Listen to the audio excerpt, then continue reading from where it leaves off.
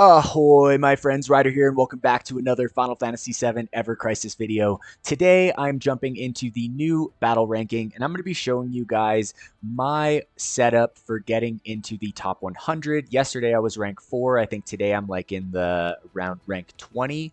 But I'm guessing that with this setup, I should be able to maintain a top 100 ranking. So I'm going to put this video out there, and then if I can improve upon it, then I will put out a second updated video before the end of the event. So that being said, let's jump over to the event itself.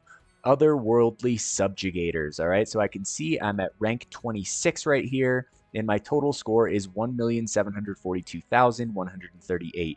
Now, in order to stay in the top 100 as it is right now, I'm basically 142,000 points ahead. So it's hard to say this early on. Normally I don't make videos this early on, but I figured I'd put something out there, and if I need to improve upon it, I will, since we have time. All right, so that being said, the battle ranking has changed since the last one. So as most of you guys already know, I'm guessing you know that in order to properly rank, you have to actually do well in both of the challenges now, which honestly I'm not super fond on. I liked the fact that you could choose your best one. It didn't put such a heavy focus on pulling the banner, and it didn't give Wales such an insane advantage because, you know, they're obviously going to be like pretty much strapped for both fights, right?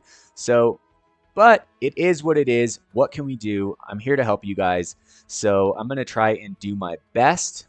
All right. So that being said, I'm going to go into the Jenova birth first. So I'm going to be doing both fights here today. And this is the battle effect setup that I'm going to be going with right here. So stage level 179, total bonus 795%. All right. And I believe the only things that I have changed are I have HP at 2,000% instead of 4,000%. And then I have one more, but which one is it? I gotta go around. Oh, it's right here. Ally damage when wave begins. So I have this at 5,000. You can set this to 10,000, but it's hard to survive it. You can do it with ATB boost abilities, that kind of stuff right there. But I don't really want to go buy a guild weapon for a single battle ranking, so I'm not going to do that. So I'm going to show you guys how to get around using that ATB boost and essentially survive, but then also get a decent enough score in the process. All right, so that is going to be the setup for the Jenova birth. I'm going to go to the team right here. Now, this build is going to utilize both Cloud and Yuffie, but as you guys can see here, I have Yuffie without her costume, okay? With only an OB1 version of this weapon. Now, I just recorded a pull video for Yuffie's banner, so I do have the costume now, but I will say that even if you guys don't have it, this setup still works. I'm going to switch on the costume just because I just got it, and I'm curious how big of a difference it actually makes, but I do have enough weapon parts to take Yuffie's weapon to OB6 right now, but I'm still going to keep it at OB1 for this fight just to show you guys that it doesn't need to be super leveled up. Cloud, however, is pretty dang clutch with his weapon being at OB6. Obviously, this battle ranking is meant to cater to Cloud and Yuffie, so they are going to be the best characters. And I'm not exactly sure what else you might be able to bring without them. Cloud's AoE plus the fact that his damage just does a flat amount is really helpful in this fight. Now, other than that, you're going to want to bring one fatigue and one fog. However, I don't really bring the fog just because I kind of just push through in as much damage as possible. So I'm not going to put it there. I am going to bring a defaith on Aerith just so I can put the debuff effect on the boss so that Yuffie does more damage. But essentially, we're just going to try and survive the opening hit. It's a little bit of RNG because if Jenova targets the same character twice in a row, they die no matter what I can do.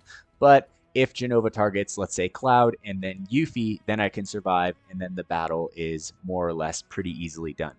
All right, so to just quickly go into the setup for the first team, I'm running Cloud, Aerith, and Yuffie here. Cloud with his new anniversary costume. I have summons here for maximum amount of damage, but to be honest, I feel like they don't really do that much damage at all. So I'm going to leave them anyway. We'll pop them at the end of the fight if we have time. Now, because I had such good luck on the banner for Cloud, I had extra weapon parts, and I finally took my Zidane sword from OB5 to OB6. So super excited on that, although actually the Bahamut Greatsword does outdamage it in this fight. So we are going to be using that primarily.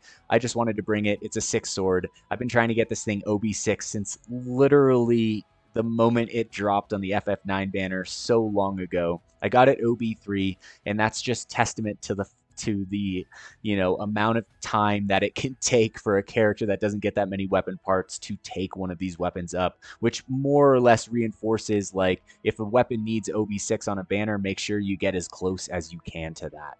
All right, so that being said, for sigils right here, we have a circle on Cloud, circle on Yuffie, and X on Aerith right there. All right, so that's going to take care of Jenova's sigil breaks. I just have stat 6 for physical attack on Cloud right here and his ultimate weapon. You know, obviously if I get Yuffie's, it will help, but I only have 100 medals left, and I think that I'm just going to save that because I don't really need it right now, right? All right, so as for Aerith, we have the Commodore dress, we have Shiva level 8, I have a Fatigue materia, a D-Faith, and an X materia. We have the Commodore wand right here, and Fairy Tale. All right, and then Yuffie, we have her new costume, so this will be the first time testing it out, right? I have Ramuh's Judgment Bolt right here, the Bahamut Cutter OB1 level 110, and the Arctic Star right here. And then for her materials, we just have stat sticks as well. So we have a Phyra stat stick, a Sigil, and then a Circle Break right there, which is important.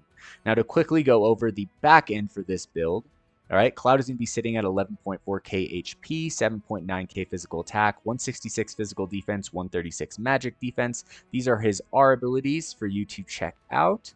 All right, so nothing absolutely crazy here except for all those all allies abilities. And then his sub-weapons, I have Glavenus at OB6, Ultimatic OB10, and Guide Gloves OB7. Now, jumping over to Aerith, her stats are going to be 114k power, 13k HP.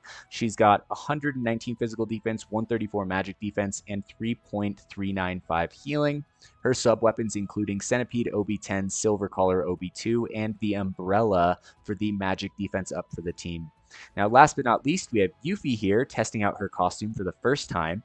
She's got 10.2k HP, 6k physical attack, 117 physical defense, and 140 magic defense. As you'll see in this fight, Yuffie's ability to cast her magic defense buff over and over is super helpful. You can tell that it was literally made for her. All right. Here's her R abilities for you guys to check out. Nothing as crazy as some of the other builds for Yuffie that are going around out there where they're really strong. All right, and for her sub-weapons, we have the Stream Saber, Ceremonial Sword Z, and the Amaranth's Claws right there. But essentially, you're just looking to survive and do as much damage as possible. All right, so that being said, guys, I'm just going to get straight into this. All right, guys, here we are going into the fight. As is the usual, if you guys have extra beta tips and tricks for this fight, please share it in the comments below so that other people can use that information. All right, so right before 4 ATB, I'm going to block and use Spiritual Harmony there. All right, there we go. We're going to try and block their next hit right here as well, while also getting off this Kuraga right here as soon as we can. All right, so I held the stance a little bit long right there, but we are getting off. Cloud is just going to be doing his Fierce Claw as often as he can while Yuffie is spamming her ability, all right, and trying to get our magic defense up on everybody. All right, so here comes the Tail Laser. Okay, almost took out Cloud right there, not going to lie. All right, here comes the first laser right here. And we are just going to go straight into breaking the sigils as quickly as we can. I'm going to heal one more time with Aerith. And Yuffie can take down the sigil. All right, perfect. From here on out, Cloud is going to be able to take down both of the adds. And we are just going to be trying to take out Jenova as quickly as possible right here. All right, I will tell you that the Fierce Claw does do more damage than the Zidane sword, but during the sigil breaks, you can't do as much damage to the boss, so it is what it is, unfortunately. All right, I am going to heal Cloud's fatigue, heal Yuffie's fatigue, All right, and then they should be able to make short work of this sigil phase. As you can see, Jenova is healing herself through this sigil phase, so the idea is to get through it as quickly as possible. All right, so we're almost there. Frickin' stuns. They're brutal. All right, there's one, there's two, and I think I'm just going to save with Aerith. All right, there's the physical attack up. And we are just going to try and take down Jenova right here as quickly as we can.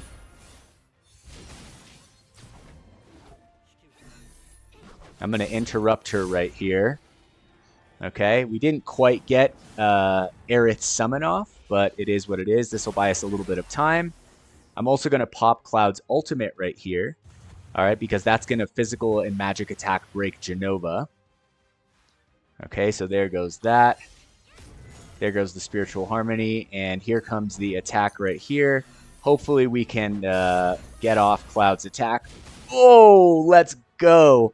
All right, so right at the end right there. But it's important to get off a break right there because that tail laser is going to be pretty strong when it comes.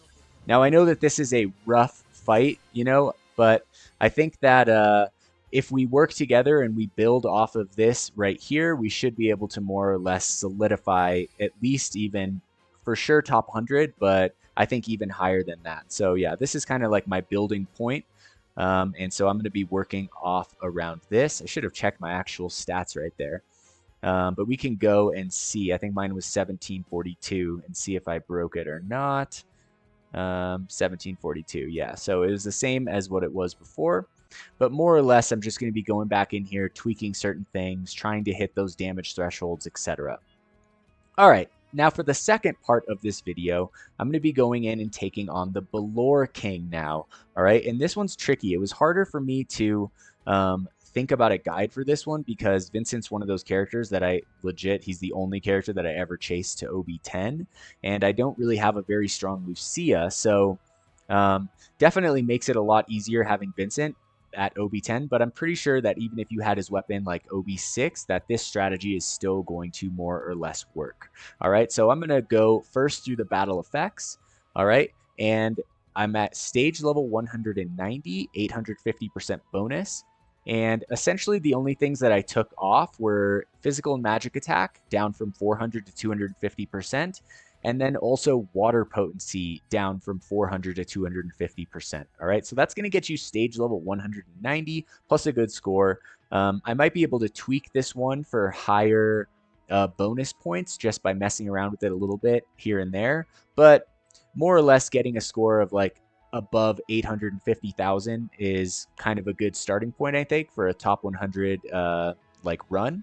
So I'm going to be starting here and then I'll experiment like I said, and if I find some adjustments, then I will make a second video in the future. So I'm going to quickly go over this second team build, which is going to be Vincent, Aerith, and Cloud, right? We'll be taking on the Baloir King. The Baloir King is going to be weak to earth, resistant to water and wind. It has 0 immunities, uses water element magic attacks, including the powerful multi-attack water surge, calls additional allies to battle, becomes aggressive when allies are defeated. Cloud is going to essentially, like he did in the Jenova fight, naturally take care of the ads along the way. We're going to deal with the sigils when they happen, and we're going to take down this boss. All right, so that being said, Vincent is our primary DPS, Cloud is our AoE DPS, and we have Aerith right here as our healer and support. So Aerith is going to be running the Commodore Wand, Breath of the Earth, Limit Break. We also have the Umbrella right here in the main hand for the magic defense up, all for the team. This boss hits really hard, so it's good to go in prepared. I have the Commodore Wand in the offhand right here, Cura in the 3rd slot, and then I have a Circle and Triangle break on Aerith, along with Triangle on Vincent and Circle on Cloud right here. Other than that, I just have 2 magic attack stat sticks on Vincent, 2 physical attack stat sticks on Cloud, and then to go into Vincent's build over here, we have his Earth Arcanum, Chaos Rampage, we have White Dog OB10, Kieran OB7. All right, and for Cloud, we have his anniversary costume, Clim Hazard right here. We have the Bahamut's Greatsword in the main hand. We have Glavenus here in the offhand. All right, and Cloud's ultimate weapon here as well. I'm going to quickly go through the back end builds of the characters for you guys just to see how I built them. All right, so you'll see that this team has way more magic defense than my other team. The other battle you can kind of get away with it, but this one they really hit hard. So Vincent is going to be sitting at 143k power, 10.2k HP, 6.1k magic attack, and 183 magic defense. His R abilities are as shown here, obviously prioritizing DPS and also some buff debuff extension. All right, and his sub weapons are going to include the Kuja's Spirit Blade at OB6, the Power Soul at OB9, and the Umbrella here at OB10, or the Sun Umbrella. Now for Aerith, she'll be sitting at 95k power, 11.9k HP.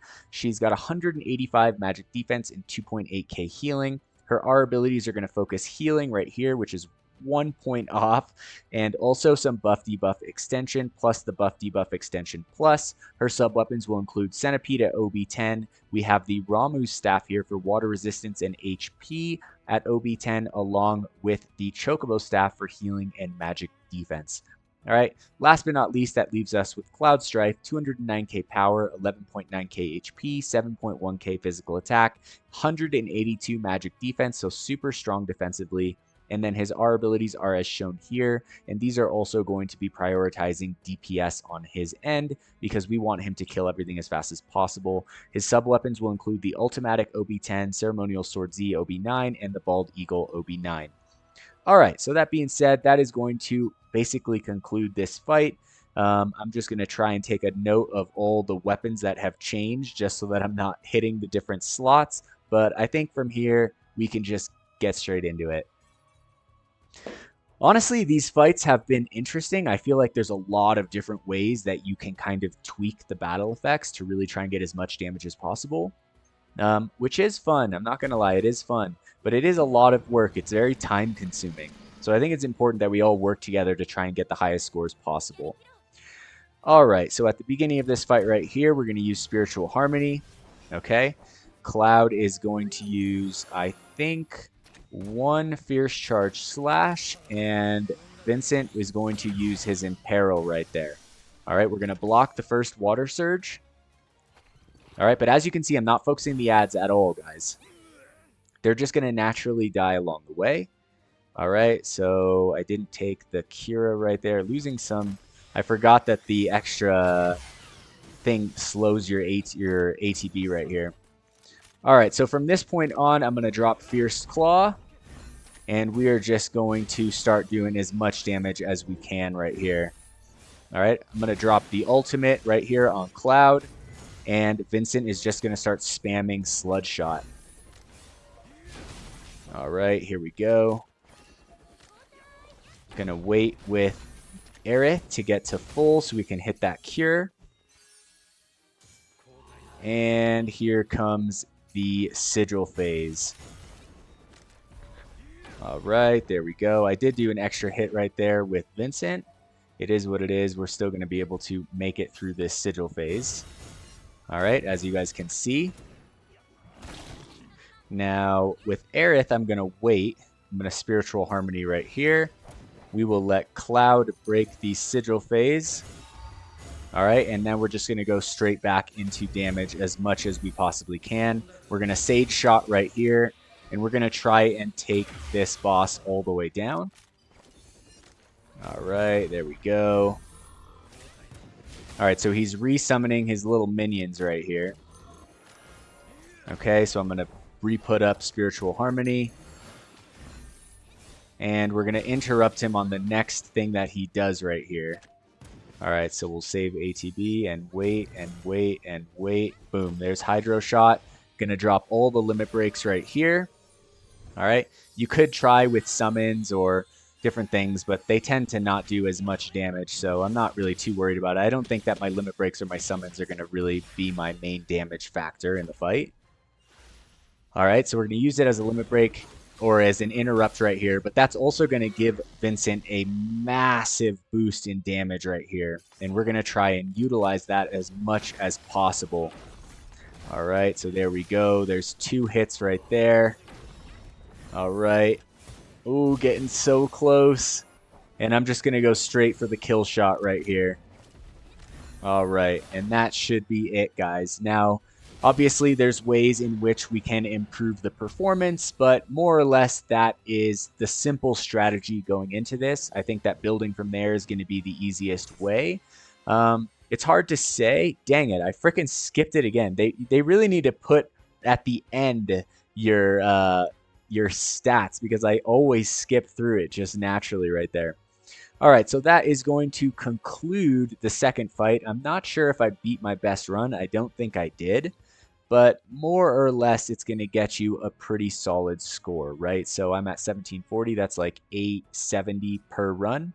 But yeah, I think that shooting for above 850 and then kind of feeling it out throughout the course of the week. Like I said, if this ranking drops a little bit and starts to get close, then I will find a way to tweak this build and put out a second video. So yeah, that being said, I hope this guide has been helpful to you guys today. I know that this battle ranking is definitely tougher because a lot of, limited weapons are, kind of super helpful on this one, and I'm not really a fan of that, but I wanted to put out a video anyway. Hopefully it does help you guys. Hopefully a lot of you guys pulled Cloud because Cloud is super helpful here, but I don't think that you should be chasing a banner just to do well in a single battle ranking. So I just want to say it's okay if you don't get a super high ranking one of the time, guys. It's the game itself is a marathon. Keep that in mind throughout the course of the game, and it'll be a lot more fun. All right. So that being said, if you guys enjoyed this today, please don't forget to drop a like, subscribe to the channel for more Final Fantasy VII Ever Crisis content.